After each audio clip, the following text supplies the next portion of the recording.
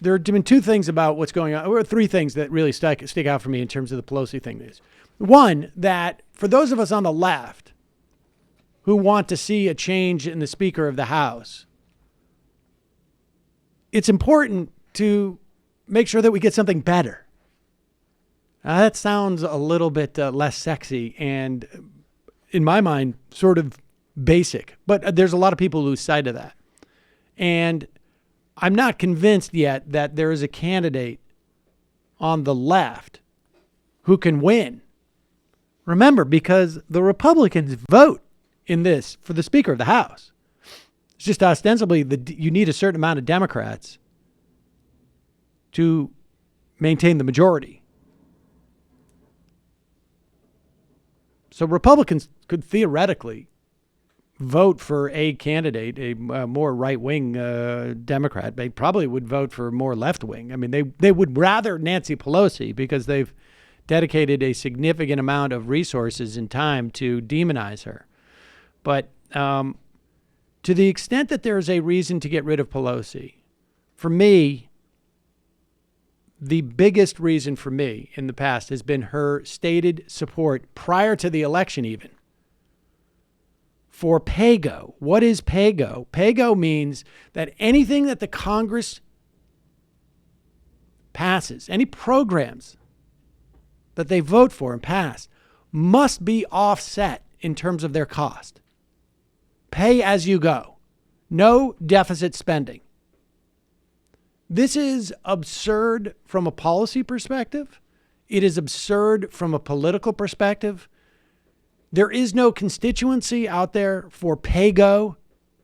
I was listening to, or reading Democracy in Chains again. The Libertarian Koch brothers are big fans of PAYGO and have been for decades. Of course, because it constrains spending. And so Republicans get in, and this is the game that's played. Republicans get in, they increase the deficit, then they immediately find, after they've done this, they immediately find a more fiscal responsible profile.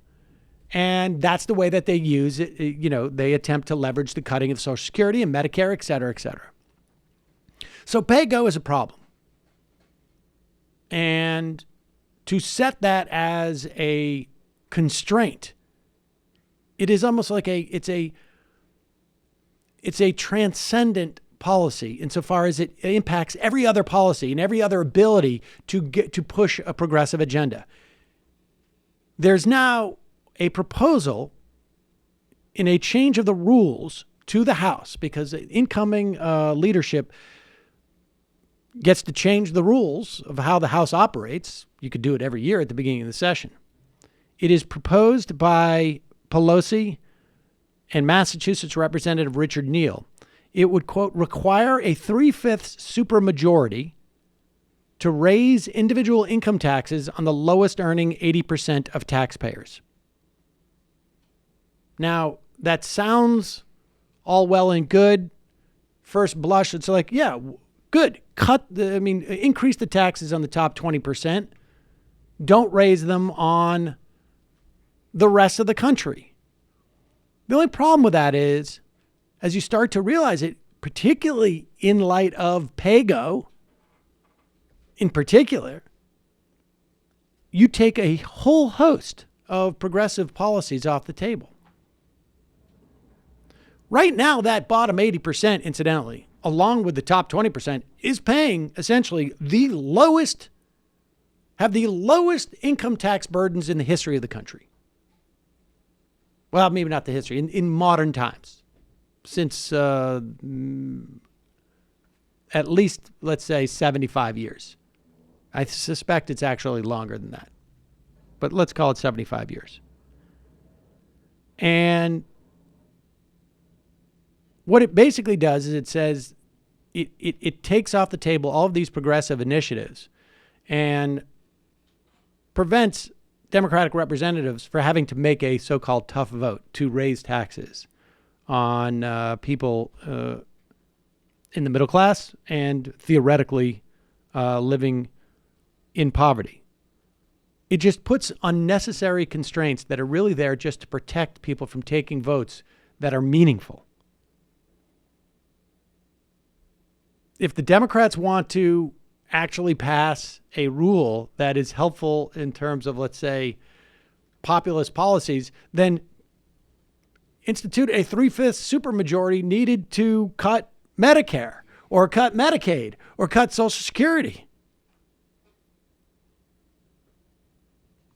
And now this, again, wouldn't be a problem if Nancy Pelosi hadn't been so adamant about pay-go. If the Democrats came in and said, like, we have no problem adding to the deficit, and let's punt this. If the Republicans are so concerned about fiscal responsibility, let them raise taxes on everybody when they eventually take the House. So this is really problematic. And, you know, this is a fight I don't know how much people outside of Congress can really influence. But good thing to tweet at freshman representatives that you're aware of this. And to tweet at representatives, don't handcuff yourselves. We are putting you there to vote on and to pass. And obviously without the Senate, none of these things are going to become law. But it's important that Congress puts their stamp on it now. We want you to pass progressive legislation, and anything that's going to stand in that way, do not vote for, like these new proposed rules. Important to have some awareness of what, you know, the depth of these issues. The other stuff about that you hear from the left about Nancy Pelosi, largely I think is just misinformed.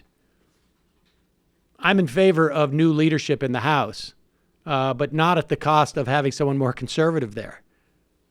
Nevertheless, like I say, there are some reasons to find real problem with what Nancy Pelosi is doing. That proposed law, it strikes me, is a gift to the right. The best argument for the left agitating to unseat Nancy Pelosi is so that she feels she has to give stuff to the left rather than give stuff to the right. You need to balance out the pressure that's coming from the right.